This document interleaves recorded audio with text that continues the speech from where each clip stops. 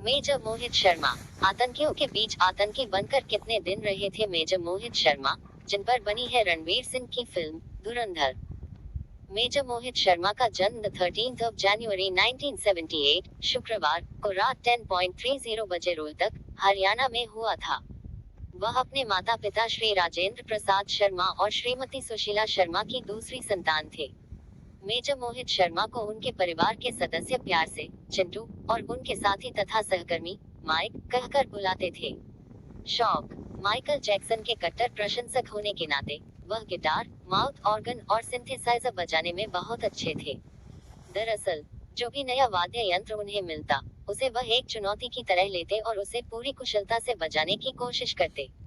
वह live performance देने से कभी नहीं हिचकिचाते थे और अपनी खूबसूरत आवाज से श्रोताओं को मंत्रमुग्ध कर देते थे।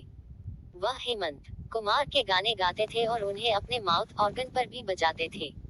शिक्षा। उन्होंने अपनी शिक्षा मानव स्थली स्कूल, साउथ एक्सटेंशन दिल्ली से शुरू की, जिसके बाद उन्होंने 1 वर्ष के लिए होली एंजल स्कूल, साहिबाबाद में दाखिला लिया और वहां से उन्होंने वर्ष 1988 में डीपीएस गाजियाबाद में दाखिला लिया और वर्ष 1995 में स्कूल से पास आउट हुए। 12वीं कक्षा में अच्छे प्रतिशत लाने के बाद उनके माता पिता ने उनका दाखिला Shri Sant Gajanan Maharaj college of engineering, Shegaon, Maharashtra में करा दिया। इंजीनियरिंग कॉलेज में दाखिला लेने के बावजूद उनमें सेना में शामिल होने का जुनून था और इसके लिए उन्होंने दृढ़ निश्चय किया और इंजीनियरिंग छोड़कर वर्ष 1995 में प्रतिष्ठित राष्ट्रीय रक्षा अकादमी में शामिल हो गए। मेजर मोहित शर्मा। रणवीर सिंह की लेटेस्ट फिल्म धुरंधर के बाद मेजर मोहित शर्मा के बारे में चर्चाएं तेज हो गई हैं।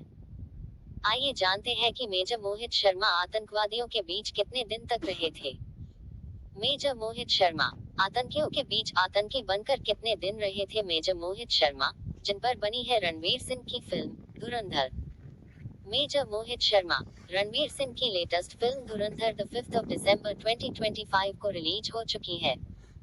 यह फिल्म लोगों के बीच काफी सुर्खियां बटोर रही है और उसे देखकर कई लोगों का मानना है कि कहानी स्पेशल फोर्स के जांबाज कमांडो मेजर मोहित शर्मा से प्रेरित है। हालांकि मेकर्स का कहना है कि ये कहानी पूरी तरह से काल्पनिक है। इसी बीच आइए जानते हैं कि कौन थे मेजर मोहित शर्मा और आतंकवादियों के बीच वे कितने दिन तक अंडरकवर थे। कौन थे मेजर मोहित शर्मा? हरियाणा के रोहतक में जन्मे मोहित शर्मा ने देश की सेवा करने का एक खूबसूरत सपना देखा था। उनका यह सपना नेशनल डिफेंस अकादमी और इंडियन मिलिट्री अकादमी में पूरा हुआ। यहाँ उन्होंने एक बेहतरीन सैनिक बनने की ट्रेनिंग ली। बाद में वह 1 पैरा स्पेशल फोर्स में शामिल हो गए। यह यूनिट सबसे ज्यादा मुश्किल और खुफिया ऑपरेशंस के लिए जानी जाती है। मेजर शर्मा जल्द ही यूनिट के सबसे काबिल और भरोसेमंद अधिकारियों में से एक बन गए। 2004 का undercover mission. Major Mohit Sharma का सबसे असाधारण मिशन 2004 में श्रीनगर से लगभग 50 किलोमीटर दूर शोपियां में हुआ था। इस मिशन के लिए उन्होंने इफ्तिखार भट्ट की पहचान अपनाई और अंडरकवर चले गए।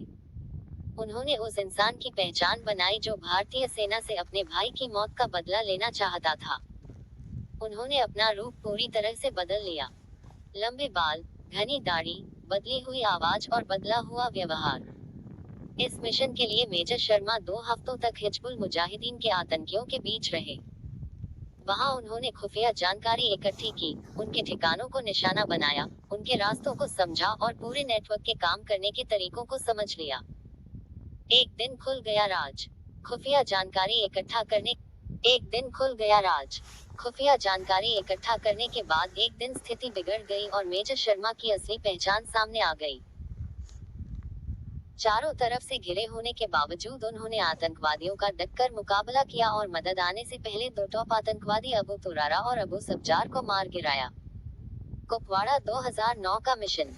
मार्च 2009 में उन्होंने कुपवाड़ा के घने जंगलों में एक और जरूरी ऑपरेशन को लीड किया। मुठभेड़ के दौरान उन्हें कई गोलियां लगी, लेकिन गंभीर रूप से घायल होने के बाद भी उन्होंने अपनी टीम को लीड करना जारी रखा और 4 आतंकवादियों को मार गिराया। दुर्भाग्य से चोट जानलेवा साबित हुई और भारत ने अपने सबसे बेहतरीन योद्धाओं में से एक को खो दिया।